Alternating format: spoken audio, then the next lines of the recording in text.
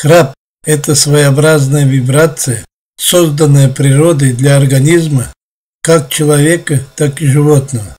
Значит, данная вибрация может иметь и положительные качества для организма, о которых нам, возможно, и неизвестно. По своей структуре храп аналогичен отхаркиванию, но только при вдохе. Возможно, что и образование его начинается от процесса вибрации при отхаркивании. Никотин, алкоголь, пыль, различные посторонние молекулы, запах в окружающей среде – все это налипает на эпителий ротовой полости и со слюной передвигается в глотку.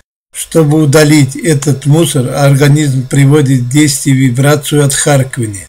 Часто отхаркивание приводит к тому, что небное пространство постепенно начинает провисать, и храп становится громким. Этому еще способствует вибрация ноздрей и носа. Созданию вибрации храпа способствует маленький язычок в глотке, тем, что он как клапан постоянно перекрывает воздушный клапан дыхательной системы.